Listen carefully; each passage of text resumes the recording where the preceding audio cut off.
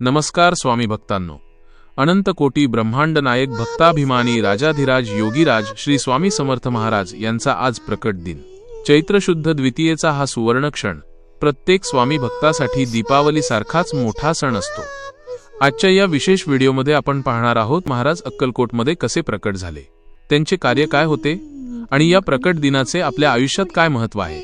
Video शेवटपर्यंत पहा। स्वामी समर्थ महाराज हे प्रत्यक्ष दत्तात्रेयांचे तिसरे अवतार मानले जातात। श्रीपाद श्रीवल्लभ आणि श्री नृसिंह सरस्वती यांच्यानंतर स्वामींचे रूप समोर आले।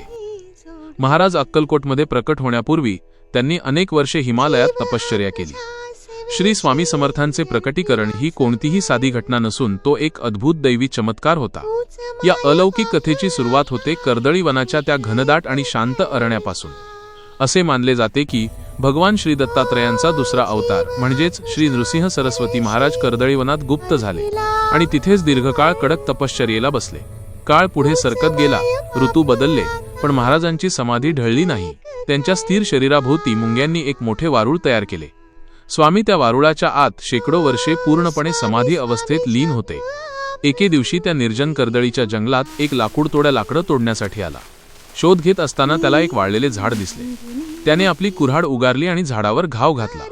पण नियतीचा खेळ बघा, नेमका तो वार झाडाशेजारी असलेल्या त्या मोठ्या वारुळावर जाऊन बसला। कुऱ्हाड वारुळात घुसताच अचानक त्यातून रक्ताची धार वाहू लागली। ते दृश्य पाहून लाकूड तोड्याची पाचावर धारण बसली। तो भयाने थरथर कापू लागला। त्याच क्षणी ते वारुळ दुभंगले आणि त्यातून एक अत्यंत तेजस्वी, भव्य आणि दिव्य पुरुष प्रकट झाला। साक्षात परब्रह्म समोर उभे होते।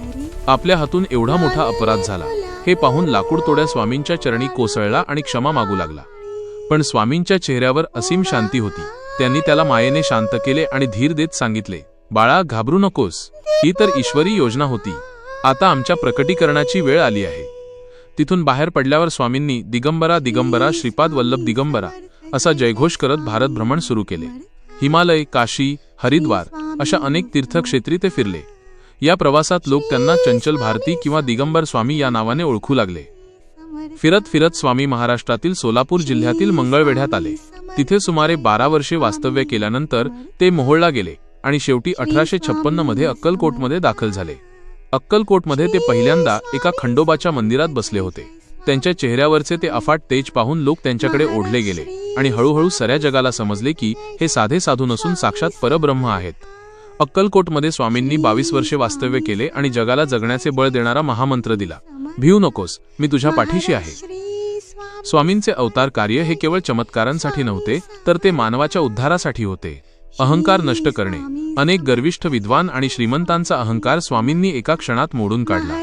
दुःखी जीवांना आधार, भिवू नकोस, मी तुझ्या पाठीशी आहे, हा मंत्र देऊन त्यांनी कोट्यवधी लोकांना संकटातून बाहेर काढले। शिस्त आणि भक्ती, महाराजांनी कधीही जातपात पाळली नाही। त्यांच्या दरबारात राजापासून रंकापर्यंत आणि हिंदूपासून मुस्लिमांपर्यंत सर्वांना समान स्थान होते।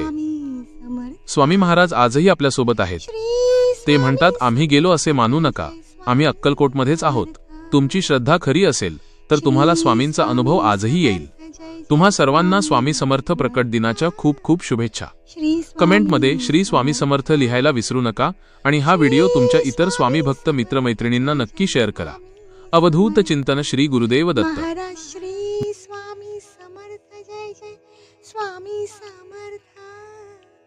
श्री स्वामी समर्थ, जय जय स्वामी समर्थ। महाराज श्री स्वामी समर्थ, जय जय स्वामी।